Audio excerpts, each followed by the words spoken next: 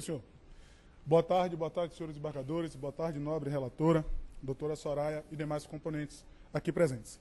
Bom, a minha sustentação ela é rápida, objetiva e simples. Porém, antes, eu queria só trazer uma exclamação sobre Dom Casmurro. Porque esse processo ele versa um pouco sobre o que Dom Casmurro podia pensar sobre isso na escrita. Será que Capitu traiu ou não? Será que ela tem um benefício do indúbio pro réu?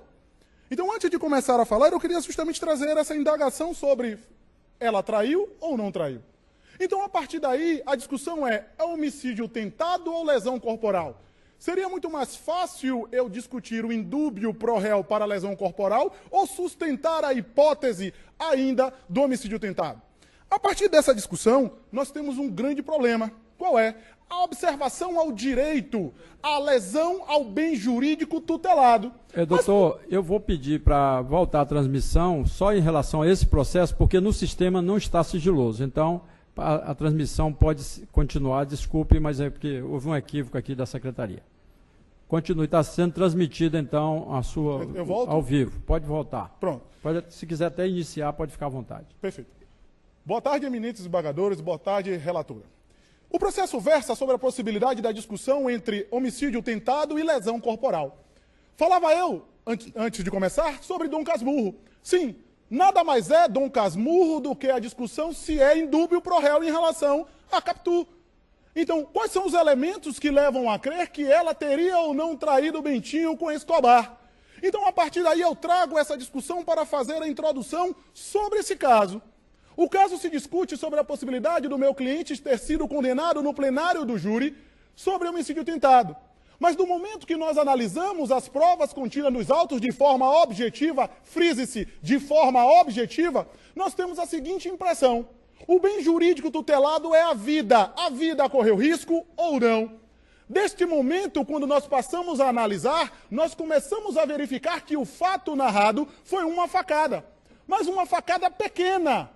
Não foi uma facada capaz de trazer a ele a lesão ao bem jurídico vida. Eu poderia, inclusive, aqui sustentar o crime impossível. Sim, Cristiano. Não estamos aqui nos bancos acadêmicos, onde as pessoas aprendem crime impossível apenas com o exemplo do matar um morto. Não. O crime impossível, a objetividade dele é: existe possibilidade de lesão a bem jurídico tutelado? Se houver, pelo bem jurídico existir, ou ainda pelo meio que eu empreguei, eu não posso discutir crime impossível. Então, a partir dessa conclusão, eu posso, sim, trazer a seguinte discussão. Uma facada que não deixou a vítima sequer internada. Uma facada que foi na região lombar, ou seja, fora de qualquer ponto vital. A partir dessa discussão, eu não posso deixar passar em branco a possibilidade da lesão corporal. Detalhe importante, nessa discussão, a lesão corporal, se fosse o caso, eu poderia discutir que ainda é lesão leve. Por quê? Porque quando vamos analisar todas as possibilidades da lesão corporal de natureza grave ou gravíssima, nós temos uma hipótese bem clara. Se a pessoa ficou impossibilitada de exercer suas atividades habituais por mais de 30 dias. Nesse ponto, ele saiu do hospital no mesmo dia, andando. Sequer ficou encostado pelo INSS. Então, a discussão aqui, eu não estou discutindo em si a decisão dos jurados pelos fatos que foram apresentados. Eu discuto aqui a narrativa inicial do próprio Ministério Público, porque o que foi julgado pelos juízes leigos foi justamente o início da discussão. O laudo é claro sobre a extensão das lesões e o laudo é claro sobre a possibilidade que não colocou em risco a vida da pessoa. Cristiano, então eu poderia aqui discutir a possibilidade de uma tentativa branca? Não, porque como houve a lesão, eu vou analisar se de fato a lesão era capaz de atingir o bem jurídico vida. Pela narrativa objetiva, nós não temos essa possibilidade. Separei aqui, bem rapidamente, a questão do laudo. Ora, é um crime material, 158 do Código de Processo Penal, deixa vestígios. E os vestígios não dialogam com o homicídio tentado. Por quê? Porque foi apenas uma facada pelas costas que não trouxe nenhuma lesão adicional, impossibilidade de trabalho por mais de 30 dias, nenhuma debilidade, eu não estou falando nem inutilidade, eu falei debilidade, debilidade de membro ou função. Não teve nenhuma outra causa mais grave. A partir daí, nós podemos falar um pouco de algumas situações que poderiam trazer essa discussão, mas eu vou abreviar. Lendo esse processo e todas as discussões possíveis, nós percebemos que há nesse processo uma figura da mitologia grega chamada Procusto, que ela pode se aplicar bem a esse caso. O Ministério Público, quando ele fez a narrativa que levou os jurados a condenar, ele narra sobre a possibilidade do homicídio tentado, quando, por circunstâncias alheias à vontade do agente, eu chamo isso de fato externo, o fato não acontece. Ponto importante a ser narrado. Se for ler a denúncia como está escrita, o meu cliente atacou pelas costas. Ora, se eu tenho o tronco de uma pessoa e eu tenho uma faca na mão e eu ataco pelas costas, se eu quisesse matar de forma objetiva, eu teria atingido o pescoço, a nuca. Não, é a lombar. Então, quando o Ministério Público ele alargou demais essa possibilidade, parece o leito de Procusto. O que é o leito de Procusto da mitologia grega? Procusto era um capataz que tinha um leito, uma cama. Então, se a pessoa fosse menor, ele alargava o corpo para ela caber dentro daquela moldura. E se a pessoa fosse maior, ele cortava ali as partes para caber na moldura. Lembra muito tipicidade. Tipicidade não cabe alargamentos pela taxatividade. A partir daí fazemos a análise em conjunta justamente do artigo 17, pela impropriedade do meio ou do objeto. E a partir daí eu volto a falar com os senhores e as senhoras desembargadores. Desembargadora Soraya. A objetividade do direito penal não permite o alargamento como leito de Procusto.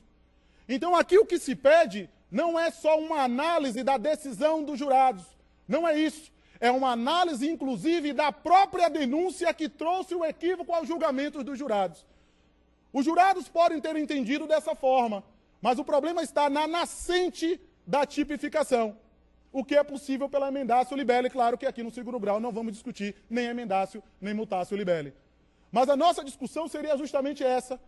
Quais são os limites da justiça e o que é justiça a partir dessa perspectiva? Analisarmos por dados objetivos ou apenas dizer que uma facada nas costas que não gerou nenhum tipo de dano e que a pessoa não ficou mais de que 10 horas ou 8 horas, salvo me engano, no hospital. Saiu andando. Inclusive eu fiz essa pergunta para a vítima no dia do plenário. O senhor precisou de transfusão de sangue? Ele falou não. Então uma facada nas costas, perto da lombar, que sequer ele precisou de uma transfusão de sangue.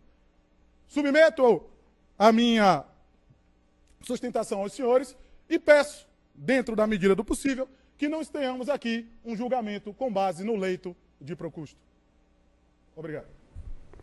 Obrigado, nobre advogado. Passa a palavra à eminente relatora. Inicialmente, eu quero dizer que o fato de o golpe ter sido desferido na região lombar não afasta por si só a intenção homicida, não, doutor.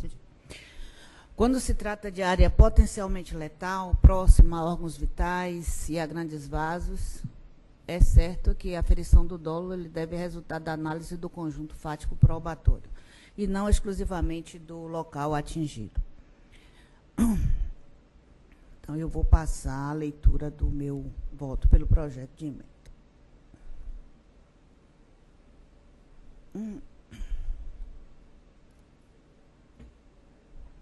Direito penal, processual penal, apelação criminal defensiva, tribunal do júri e tentativa de homicídio qualificado.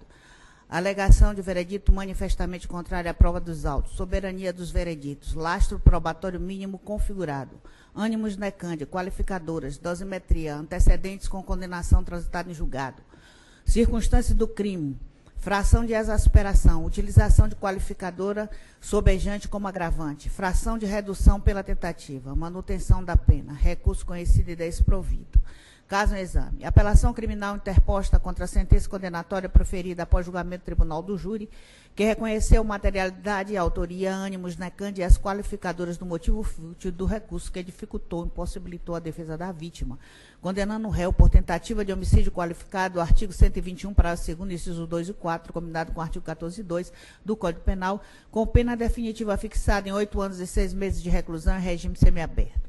A defesa requer anulação do julgamento por decisão manifestamente contrária à prova dos autos, artigo 593, inciso 3, a linha D do CPP, com submissão do acusado a novo júri, e reforma da dosimetria mediante redução da pena ao mínimo legal.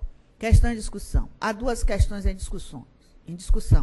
Definir se o veredito do Conselho de Sentença é manifestamente contrário à prova dos autos, a justificar novo julgamento, sem violação à soberania dos vereditos. Estabelecer se há ilegalidade ou desproporcionalidade na dosimetria quanto à valoração dos antecedentes e das circunstâncias do crime, a fração de exasperação, ao uso de qualificadora sobejante como agravante e a fração de redução pela tentativa. Razões de decidir. A apelação fundada no artigo 593, inciso 3, a linha D do Código de Processo Penal, exige demonstração de que a decisão do júri contraria frontalmente o conjunto probatório, sendo medida excepcional, para evitar a ofensa à soberania dos vereditos, admitindo-se cassação apenas quando o veredito está flagrantemente desprovido de suporte probatório mínimo. O Conselho de Sentença acolheu a tese acusatória com amparo em elementos informativos e, sobretudo, em prova produzida sob contraditório, incluindo o relato firme e coerente da vítima em plenário e depoimentos testemunhais que corroboram a autoria dinâmica dos fatos e histórico de ameaças, assegurando o lastro probatório mínimo para a condenação. A materialidade está comprovada por auto de exibição e apreensão, vestes com manchas de sangue da vítima e laudo de lesões corporais, ferida, pérfuro contusa na região lombar, sustentando a ocorrência do ataque por arma branca. A negativa da autoria apresentada pelo réu permanece isolada no acervo probatório, pois os autos revelam provas suficientes da autoria, consubstanciadas em depoimentos judiciais firmes e coerentes da vítima, das testemunhas, que indicam a presença ativa do réu no local do crime, sua vinculação ao tumulto surgido no momento do protesto e o apontam como autor do golpe de faca desferido pelas costas no ofendido. O local do golpe, região lombar, não afasta por si só o dolo de matar, que resulta do conjunto fático probatório, considerando o contexto de ameaça prévia, ataque súbito e pelas costas, em cenário de tumulto e vulnerabilidade da vítima, legitimando a conclusão do júri quanto ao animus necandi, ainda que sob a perspectiva de assunção do risco. A pretensão de desclassificação para a lesão corporal se insere na competência constitucional do Tribunal do Júri para crimes dolosos contra a vida. E, havendo elementos indicativos do homicídio tentado, cabe aos jurados definir o elemento subjetivo sem substituição do juízo popular pela instância revisora. A qualificadora do recurso que dificultou a defesa encontra suporte nas circunstâncias do ataque pelas costas, em ambiente de multidão e sob efeito de spray de pimenta, circunstâncias objetivas que limitam a reação defensiva da vítima. A qualificadora do motivo fútil tem respaldo nos elementos que indicam motivação ligada a contexto de protesto e hostilidade contra a atuação da vítima em um movimento social, politicamente contrário ao prefeito de Ilhéus, sendo desproporcional para a prática de violência extrema consubstanciada em crime contra a vida. A revisão da dosimetria é possível apenas quando há inobservância de parâmetros legais, jurisprudenciais ou flagrante desproporcionalidade, o que não se verifica. A valoração negativa dos antecedentes é idônea, porque fundada em condenação definitiva por fato anterior. A ação penal 00808195/2026, ocorrida em 18/1/2006, com trânsito em julgado no curso do presente processo, 3/8/2015, não incidindo a vedação da súmula 444 do STJ, inquéritos e ações penais em curso. A negativa das circunstâncias do crime se justifica pelo modus operandi especialmente reprovável, prática em manifestação democrática e pacífica em aglomeração, com risco acentuado em columidade de terceiro, extrapolando o limite da normalidade do tipo. A fração de exasperação da pena base adotou critério aceito pela jurisprudência, referência ao parâmetro 1/8 sobre o intervalo da pena em abstrato, mantendo-se a pena base fixada em 16 anos e 6 meses de reclusão. É legítimo utilizar a qualificadora sobejante reconhecida pelos jurados, recurso que dificultou, impossibilitou a defesa da vítima como agravante na segunda fase da dosimetria, preservando-se a elevação aplicada e a pena intermediária.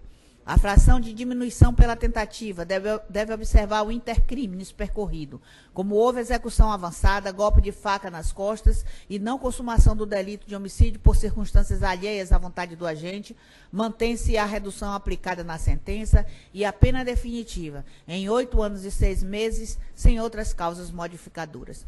Dispositivo e tese. Recurso conhecido e não provido. É como voto, excelência. Em discussão, o voto da relatora no sentido de negar provimento ao recurso. Desembargador Senhor Pedro. presidente, eu gostaria de, primeiro, parabenizar o advogado pela brilhante sustentação, além dos argumentos jurídicos, mostrou conhecimento de literatura e de história. Mas o voto da desembargadora Soraya, com inegável acerto, ela falou, a questão é de soberania do veredicto, a dosimetria é escorreita, então o voto dela é irreprochável e eu acompanho a relatora. Desembargadora Rita, como vota Vossa Excelência? Também acompanho integralmente o voto da relatora. Então, proclamo o resultado. Recurso conhecido e desprovido, decisão unânime. Agradeço ao nobre advogado. E agora, para a transmissão, por favor, para que a gente continue os processos sigilosos. Eu chamo a julgamento sigiloso da relatoria da desembargadora Soraya.